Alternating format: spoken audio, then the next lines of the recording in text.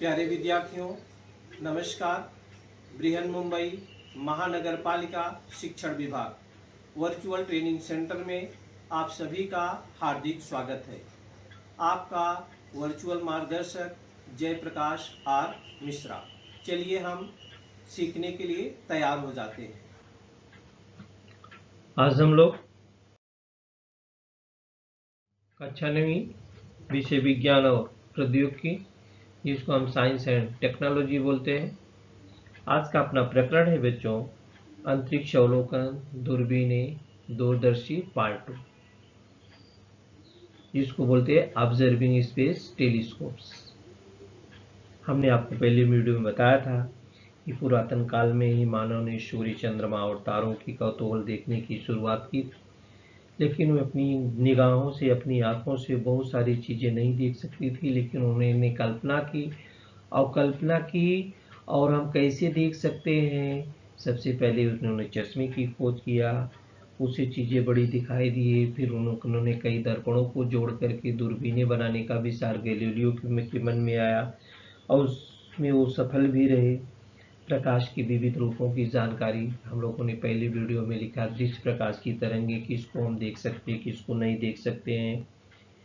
जो टेलीस्कोप के प्रकार थे, दृश्य प्रकाश दूरबीनें, रिफ्लेक्टिंग टेलीस्कोप्स, न्यूटन पद्धति की दूरबीन, कैशे-ग्रेन पद्धति की दूरबीन, इनकी रचना कैसी हुई, इन लोगों ने किया था, उसके बारे में हम लोगों ने जानकारी लिया था। हमने ये भी बताया था कि अपने भारत देश में, जहाँ भारत की सबसे बड़ी 3.6 मीटर व्यास की दूरबीन नैनीताल के आर्यभट्ट में प्रेक्षण विज्ञान शोध संस्थान में स्थित है और एशिया में दृश्य प्रकाश की सबसे बड़ी दूरबीन है। तो बच्चों, इस पाठ में क्या क्या है, इस वीडियो में हम आज क्या क्या सीखेंगे, एक नज़र उस पर डाल लेते हैं। ये देखिए, अंतरिक्ष अवलोकन दूरदर्शन प्रकाश के रूप में, फॉर्म्स ऑफ लाइट के रूप में सीख चुके हैं। दूरबीन और दूरबीन के प्रकार के भी बारे में हम लोगों ने सीखा है। आज हम अंतरिक्ष की दूरबीन और भारतीय अंतरिक्ष अनुसंधान केंद्र इसरो, जिसको इंडियन स्पेस रिसर्च ऑर्गेनाइजेशन बोलते हैं, इसके बारे में हम सीखने वाले हैं। तो चलिए बच्चों, हम शुरू करते हैं अंतरिक्ष की दूरबीन के बारे में। अंतरिक्ष की दूरबीन। अब बच्चों, जो रेडियो टेलीस्कोप है, रेडियो दूरबीन क्या है, पहले हम इसके बारे में देख लेते हैं। रेडियो दूरबीन,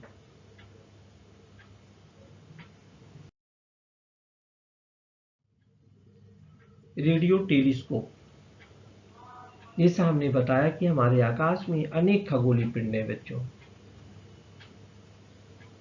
जो अनेक खगोलीय पिंड है, इनसे भी क्या होता है, दृश्य प्रकाश के अतिरिक्त रेडियो किरणें इससे उत्सर्जित होती रहती है।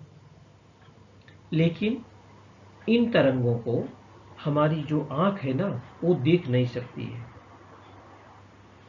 इसलिए इन तरंगों को कैसे देखना है, किस प्रकार से देखना है, किसकी सहायता से देखना है, तो हम दिमाग में बात आई कि दूरबीन की सहायता से इसको देखना है। इसलिए इन्हें हम रेडियो दूरबीन या रेडियो टेलीस्कोप कहते हैं। रेडियो दूरबीन जो होता है, वो एक विशेष आकार की डिश से या ऐसी अनेक डिश के समूहों से बनी होती है। दृश्य प्रकाश दूरबीन के समान इस डिश के वक्र पृष्ठभाग से रेडियो तरंगें क्या होती है, परावर्तित होती हैं और उस डिश के नाभि केंद्री के पास अभिसरित होती हैं और वहां उन तरंगों को ग्रहण कर सकने वाला एक यंत्र, एक रिसीवर होता है बच्चों, और यंत्र द्वारा एक ग्रहण की गई जानकारी कंप्यूटर को दी जाती है और कंप्यूटर इस जानकारी का विश्लेषण करके रेडियो तरंगों के स्रोत के स्वरूप का चित्र निर्मित करता है। इसका एक साधारण सा उदाहरण बच्चों, आपके घर में डिश लगा है, एंटीना या केबल वायर लगा है, अगर केबल वायर आप निकाल दो या केबल कनेक्शन कटवा दो तो क्या आपकी टीवी में कुछ दिखाई देगा? चाहे जितनी महंगी टीवी आप अपने घर में रख लो, कुछ नहीं दिखाई देने वाला है। तो इसी रेडियो दूरबीन जो हमारे घर का डिश है ना, वो भी कार्य करता है। ये कैसे कैसे होते डिश? ये देखिए, इस प्रकार के डिश का रूप होता है। ये देखिए, ये डिश है।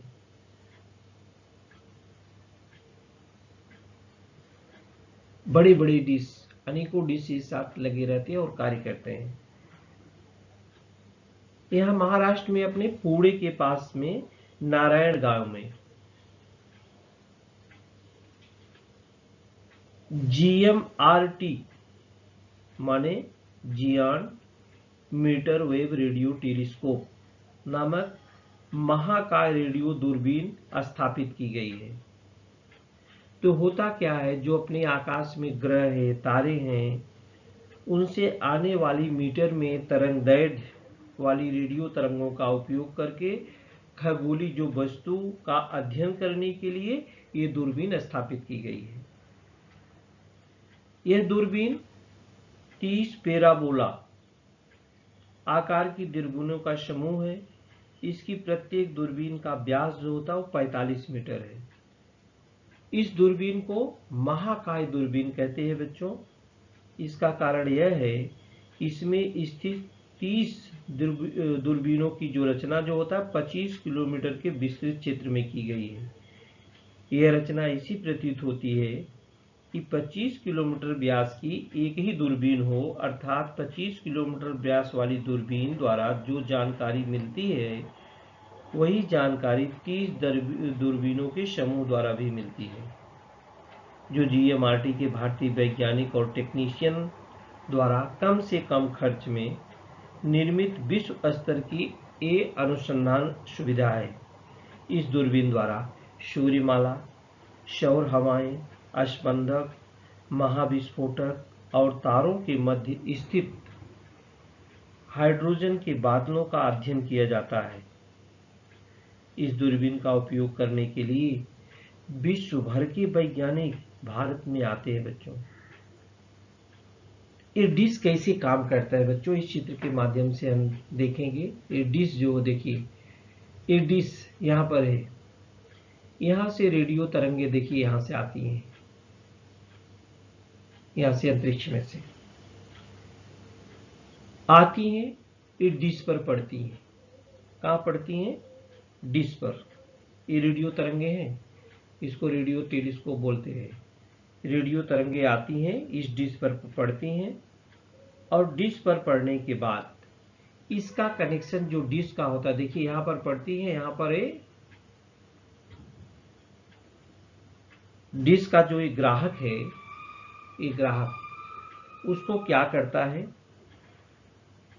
इस कनेक्शन के द्वारा, देखिए यहाँ पर इस कनेक्शन के द्वारा यहाँ पर ए क्या किसको भेज देता है? एम्पलीफायर को भेज देता है, एम्पलीफायर को। और एम्पलीफायर क्या करता है, यहाँ पर एक टीवी लगी हुई है, इस टीवी को भेज देता है। तो हमने कहा ना कि जो दृश्य प्रकाश दूरबीन के समान डिश होती हैं, वो रेडियो तरंगे क्या करती है? परावर्तित करती हैं। और क्या करती है? उस डिश के नाभि केंद्र के पास जो होती है यहाँ पर अपसरित होती है, यहाँ पर। और इसके बाद क्या करती है, वहां उन तरंगों को ग्रहण करने वाला एक यंत्र, ये जो एम्पलीफायर होता है, वो उसको रिसीवर बोलते हैं बच्चों। रिसीवर लगा होता है और ये रिसीवर जो होती जानकारी ग्रहण करता है और ग्रहण करने के बाद वो क्या करता है? कंप्यूटर को दे देता है। कंप्यूटर क्या करता है? जानकारी का विश्लेषण करता है और रेडियो तरंगे के स्रोत का कैसा स्वरूप है उसका चित्र निर्मित करता है। और उसके बाद वो टीवी पर हमको क्या करता है, स्क्रीन पर क्या होता है, दिखाई देता है। तो इस प्रकार से रेडियो दूरबीन जो होती है वो काम करती है। Radio telescope. रेडियो टेलीस्कोप इस प्रकार से कार्य करता है। अंतरिक्ष की दूरबीन, जिसको हम टेलीस्कोप इन स्पेस बोलते हैं बच्चों, टेलीस्कोप इन स्पेस मतलब अंतरिक्ष की दूरबीनें। अंतरिक्ष में बहुत सारे पिंड हैं।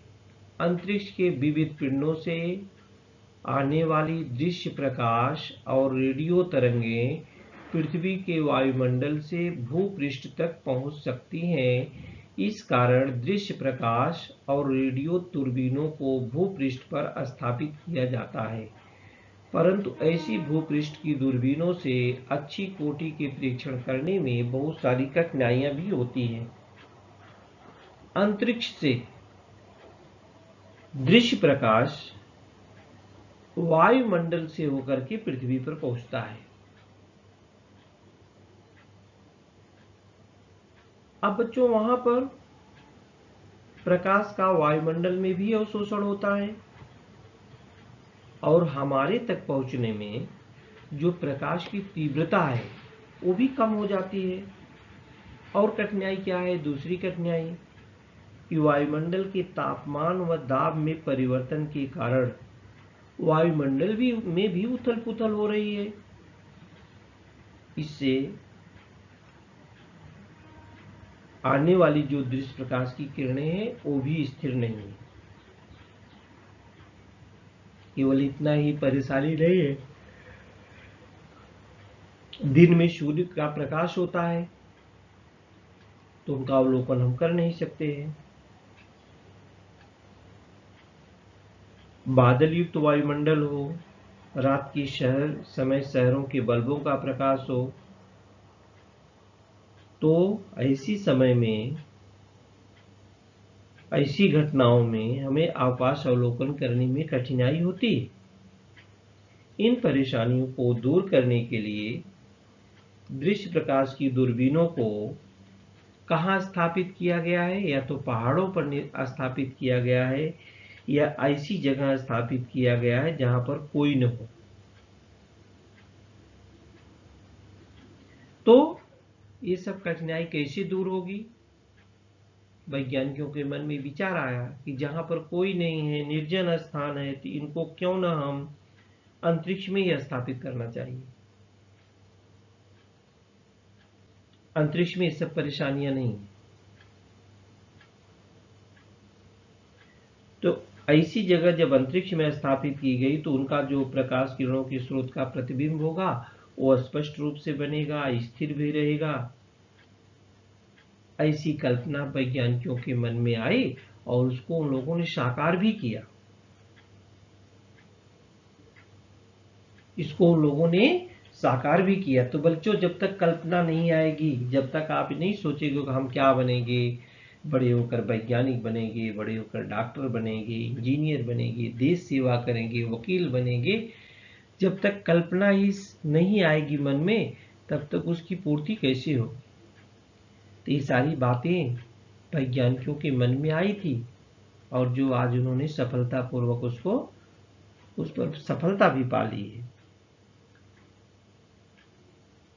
तो बहुत सारे संस्थान है बच्चों। आप लोगों ने नासा का नाम सुना होगा। ये नासा अमेरिका में है।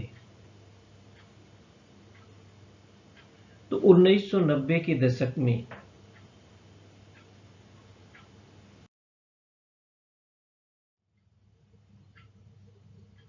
में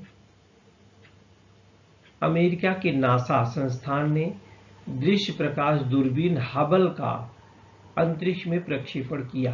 देखो, ये लोग सोच रहे थे कि जहां पर कोई न हो, जहां पर वायुमंडल का भी कुछ असर न हो, क्योंकि वायुमंडल में उथल पुथल होती है तो दृश्य प्रकाश की किरणें जो स्थिर नहीं रहती हैं।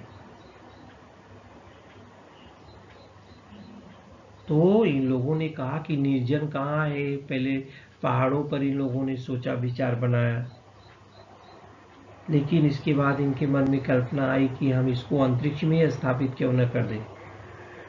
तो सबसे पहले 1990 में अमेरिका के नासा संस्थान ने दृश्य प्रकाश दूरबीन हबल नाम उसका दिया गया। हबल नाम का अंतरिक्ष में प्रक्षेपण किया। इस दूरबीन का व्यास 94 इंच है तथा वह भूपृष्ठ से 569 किलोमीटर की दूरी पर पृथ्वी के परितः परिक्रमा कर रही है। यह दूरबीन अभी भी कार्यक्षम है। इस दूरबीन की सहायता से किए गए अवलोकनों द्वारा अनेक महत्वपूर्ण खोजें की गई है।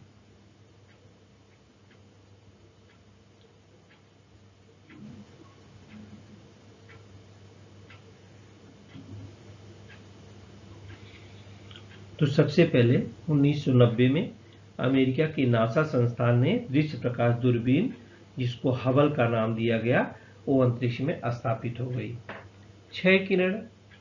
छह किरण ग्रहण करके उनके स्रोतों का अध्ययन करने के लिए वर्ष 1999 में अमेरिका के नासा संस्थान ने 6 किरण दूरबीन चंद्रा अंतरिक्ष में छोड़ी। 6 किरण परावर्तित कर सकने वाले विशेष दर्पणों का इस दूरबीन में उपयोग किया गया। इस चंद्रा दूरबीन ने तारों और आकाशगंगा के बारे में बहुत सारी जानकारियां भी दी। चंद्रा, यह नाम प्रसिद्ध भारतीय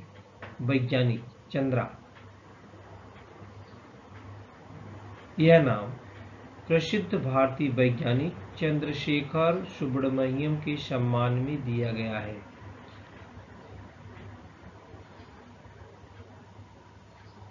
प्रसिद्ध भारतीय वैज्ञानिक चंद्रशेखर सुब्रमण्यम के सम्मान में दिया गया है। तो सबसे पहले हबल का अंतरिक्ष में प्रक्षेपण नासा ने किया था बच्चों 1990 में। 6 किरण के बारे में जब भी जानकारी अमेरिका ने ही 1999 में किया था, और उसका नाम चंद्रा जो होता है, चंद्रा क्या है, जो भारतीय इंडियन साइंटिस्ट थे चंद्रशेखर सुब्रमण्यम के सम्मान में उनका नाम चंद्रा का रखा गया है।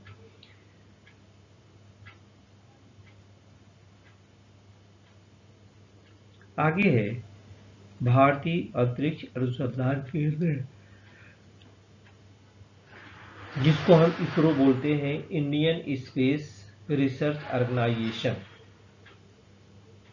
इंडियन स्पेस रिसर्च ऑर्गेनाइजेशन ये बंगलुरु में है बच्चों। ये जो संस्थान है इसरो, ये देखिए जो इसरो है बच्चों, इसकी स्थापना 1969 माने 1969 में की गई। यहाँ पर मुख्य रूप से कृत्रिम उपग्रह निर्मित करने और उनके प्रक्षेपण करने के लिए आवश्यक तंत्र ज्ञान विकसित किया जाता है। आज तक बच्चों इसरो संस्थान ने अनेकों उपग्रहों का सफलतापूर्वक प्रक्षेपण किया है। स्वतंत्र भारत के यशस्वी कार्यक्रमों में इसरो के कार्य अग्रगण्य है, बहुत आगे निकल चुके हैं। भारत द्वारा अंतरिक्ष विज्ञान में की गई प्रगति का राष्ट्रीय और सामाजिक विकास में बड़ा योगदान है। इसका योगदान किन किन संस्थानों में है बच्चों? इंडियन स्पेस रिसर्च ऑर्गेनाइजेशन का योगदान, जो हम एक दूसरे से बातचीत आप मोबाइल पर करते हो, जिसको हम बोलते हैं टेली कम्युनिकेशन, दूर संचार में। ये देखिए इसरो ने बनाया है सब। तो इसरो संस्था जो होती है, यहाँ पर कृत्रिम उपग्रह बनाए जाते हैं और उनका प्रक्षेपण किया जाता है। उनका क्या किया जाता है? प्रक्षेपण किया जाता है।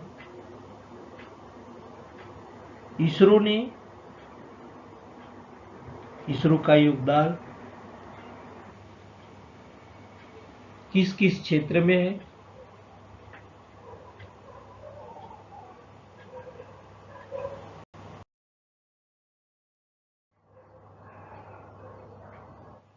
ये देखिए, ये जो है इसरो का योगदान दूर संचार, जिसको हम टेली कम्युनिकेशन बोलते हैं। दूर संचार में जब मोबाइल से बात करते हैं। इसके बाद इसका दूरदर्शन प्रसारण में टेलीविजन ब्रॉडकास्टिंग, ये देखिए टेलीविजन ब्रॉडकास्टिंग में भी इसी इसरो ने की सहायता से किया गया है। और मौसम विज्ञान सेवा, मौसम विज्ञान सेवा, इसका उपयोग इसरो वालों ने मौसम विज्ञान सेवा, मौसम की जानकारी के लिए, जिसको बोलते हैं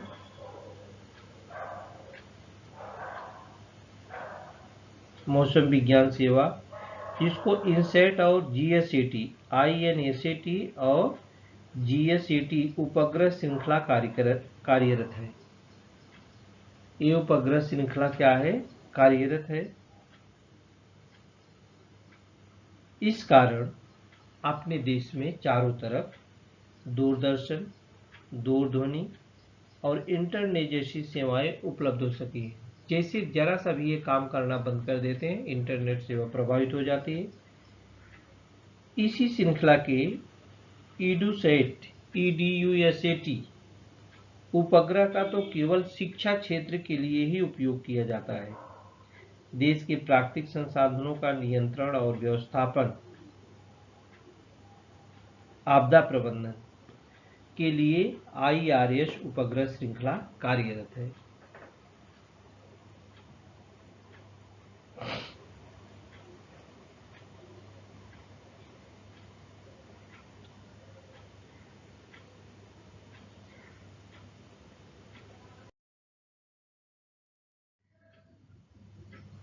ये देखिए डिजास्टर मैनेजमेंट, आपदा प्रबंधन के लिए IRS उपग्रह श्रृंखला कार्यरत है। आप इसको www.isro.government.in पर जा करके इसके बारे में आप विशेष जानकारी भी ले सकते हैं। आपको वहां पर बहुत सारी जानकारी मिलेगी।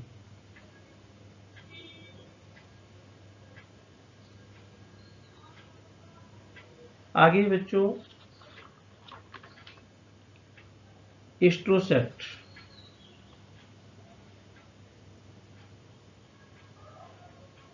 एस्ट्रोसैट का क्या है?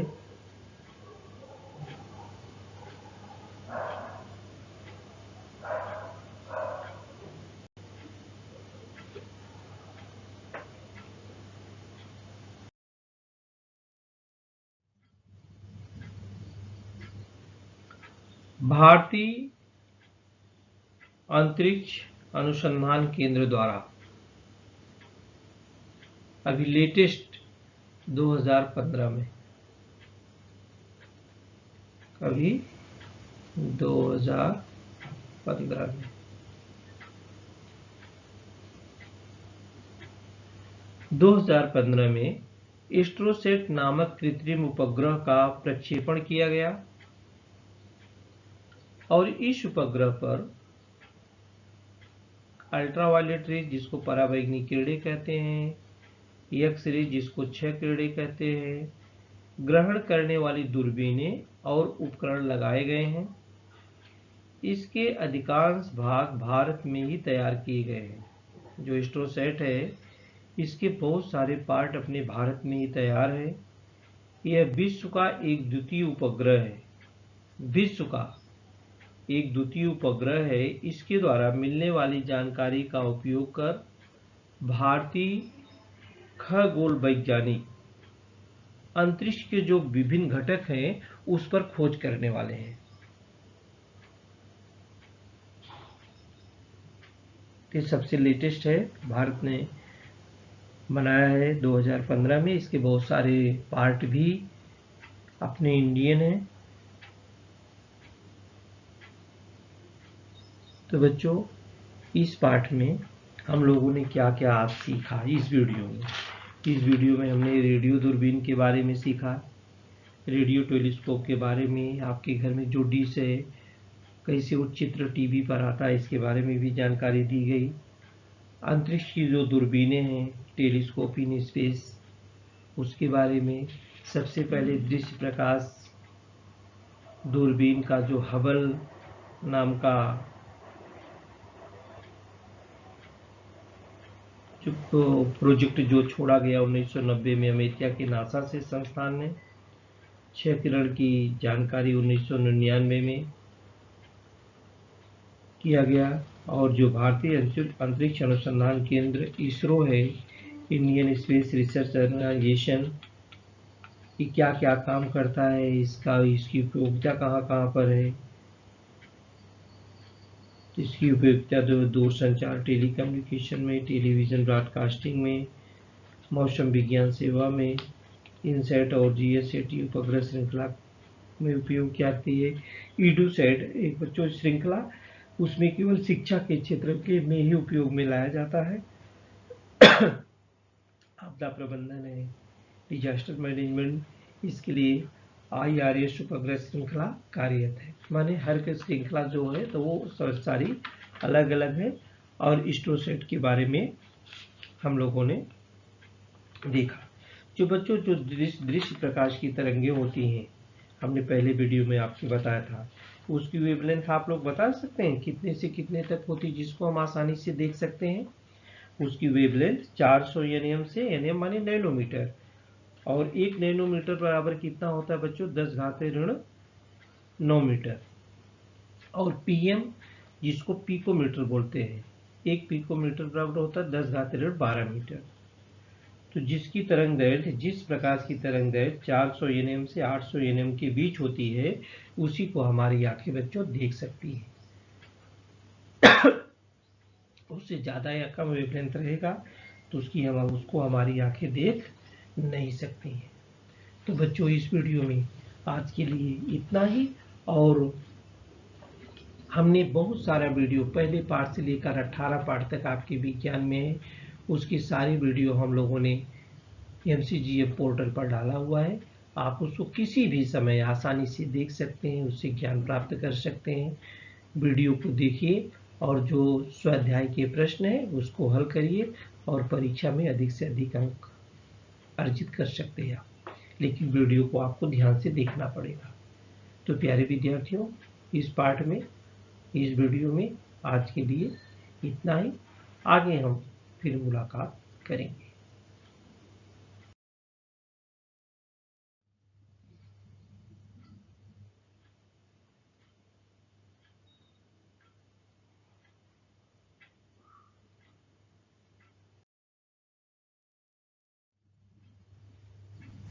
प्यारे विद्यार्थियों, हमने जो आज सीखा, हमें पूर्ण विश्वास है आप उसको अच्छी तरह से सीख चुके हैं और उसका आप अच्छी तरह से अभ्यास भी करेंगे।